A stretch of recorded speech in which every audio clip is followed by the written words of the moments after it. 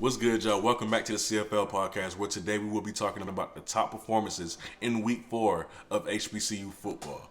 Now, there's 17 guys on this list. If I still miss somebody, let me know down in the comments below, because I don't always catch everybody. So let's get into it, because this is going to be a little minute. All right, so first up, man, we got Felix Harper from Alcorn State University. 16 for 32, 368 yards, 3 touchdowns, and only 1 interception. And that comeback win versus Arkansas Pine Bluff, boy, you went off.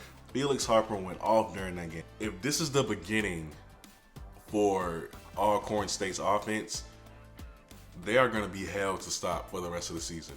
Next up, keeping it in that same offense, Nico Duffy, the running back. All right, 23 attempts, 142 yards. He averaged 6.2 yards a carry, and he had 2 touchdowns to help in that comeback win.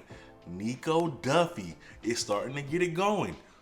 He's getting it going. All these guys on Alcorn are getting it going. As I said previously, they are going to be hard to stop now that they're clicking like this. All right. And then, of course, we got CJ Bolar. How could you not bring up CJ? Bro, he has been probably the most consistent guy on this offense so far. And he's proven to be a great addition for Alcorn State. 5 catches, 151 yards, average 30 yards per catch, and a touchdown. He's a problem. Let me say that. And last but not least, from Alcorn State, we have LaCharles Pringle. Now, we all know in week 1 versus NCCU, he didn't have the best game, but he's got it going now. All right, 4 catches for 126 yards. He averaged 31.5 yards a catch, and he had 2 touchdowns on the day. So great job to that entire offense. The main guys on Alcorn State's offense who were supposed to show up, showed up, and it resulted in the win. It took them a little longer, but they showed up, which resulted in the win.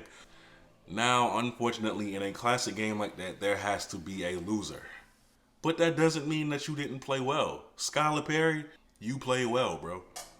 24 of 39. 316 yards and a touchdown. Only 1 passing touchdown through the air, but you did still have a very good game in the first place, so you still have to be on this list. Just sorry that y'all wasn't able to pull it out, but you still need to get recognized because you played great. And y'all will be fine this season. Y'all will be fine. Moving on. All right, moving on. We got Glendon McDaniel, the quarterback for Southern University. The new quarterback for Southern University. Y'all, 18 for 26, 235 yards, and 5 touchdowns. This man had 5 touchdowns. When is the last time that you could say that Southern had 5 passing touchdowns with Jarius Clayton? No diss to him, but I'm just saying. This is an exciting time for Southern. Exciting time. He also added 25 rushing yards on 10 carries. So let me say this: Glendon McDaniels, he's gonna be a problem. He's gonna be a problem. He can take Southern pretty far, especially with that offensive line. And, it's safe to say he's going to be the guy going forward. So I cannot wait to see what Glendon McDaniel does when those big games come up, those games that matter. Every game matters. But when those big games come up against those contending opponents, I want to see how well he plays, because 5 touchdowns through the air is something that Southern has not had in a long time. So now that he's able to bring that, it's going to be interesting to see how teams play Southern now, because they're not one-dimensional anymore. All right, man, so let's keep this thing rolling. Next up, we got Jarius Clayton from Mississippi Valley University. Y'all, Jarius had 6 catches for 109 yards, and he averaged 18 yards a catch. He also had a touchdown.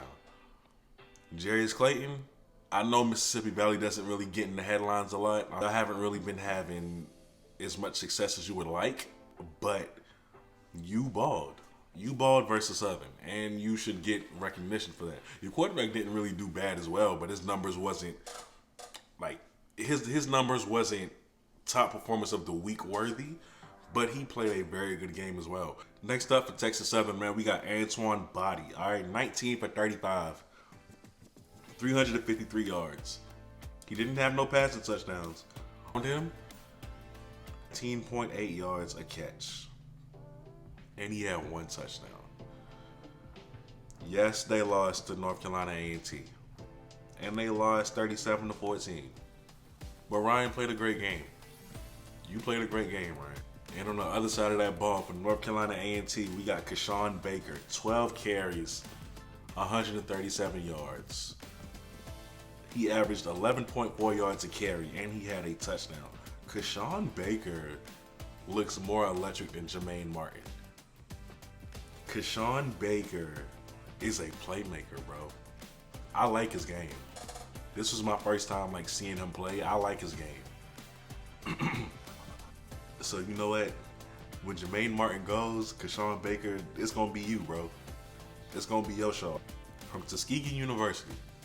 That's right, D2 Tuskegee University. We got vonte Patterson, 18 attempts, 100 yards, and he averaged 5.6 yards a carry, and he had 3 touchdowns on Alabama A&M's defense. Also, Jamal Pritchett from Tuskegee, 6 catches, 104 yards. You averaged 17.3 yards a catch, and you had a touchdown. Both of y'all played so good, and y'all almost pulled out that win over Alabama A&M. Y'all did a great job putting up 35. Now, on the other side of the ball, Gary Quarles had 24 carries, 164 yards, 2 touchdowns, and he averaged 6.8 yards a carry. Gary Quarles is a person that I'm a big fan of on Alabama A&M, aside from Brian Juice Jenkins. Gary Quarles, I'm gonna continue to give him the credit, as I say, on a weekly basis, because he really is a person that's not talked about enough on that offense. The fact that he's able to go out and get you 100 on a weekly basis, what more can you want from him? He the X factor. Okay, he's the X factor. And of course you got Abdul Fatah Ibrahim. Yeah, 8 catches, 177 yards, and he averaged 22 yards a catch. Abdul, it's not much to say about Abdul by now. We know who he is. We know the dynamic receiver that he is. We know he's a guy who will be playing on Sundays. Abdul is just extremely consistent, and he's just really hard to cover. And that's all I'm gonna say about that. It's no surprise to me that he had the outing that he did. And the last two that I'm gonna talk about on this list today comes from the Jackson State versus Delta State game. Only 2 guys. One from Jackson State, one from Delta. But you know what? No, I have to throw Shador in there as well, because Shador played a really good game. Shador played a good game before he went down with that injury. So Shador and Keith need to share that spot, because them together, they were great this past Saturday. However, the 2 guys that I'm going to talk about on this list, all right? Keith Corbin, no surprise there. All right, you had 8 catches, 113 yards. You averaged 14.1 yards a catch, and you had 2 touchdowns. Keith, this is what we want to see from you on a weekly basis, bro. You balling. Now you're getting it together, and we love seeing it. We want to see this on a weekly basis because we know what you guys are made of. But great performance. You were absolutely balling. From the Delta State side of the ball, Dion Dampier. I hope I'm not pronouncing your name wrong. 8 carries for 93 yards, averaged 11.6 yards a carry, and he had a touchdown. Y'all probably wondering, that's not all that. But his impact on the game was tremendous. He was bowling guys over. He was really fighting for his yards, and he was successful. So I had to put him on this list. But y'all, with that being said, that's my list. If y'all think I missed somebody, let me know down in the comments below. I go by the name of Kobe. You're watching the CFL podcast, and I'm out. Peace.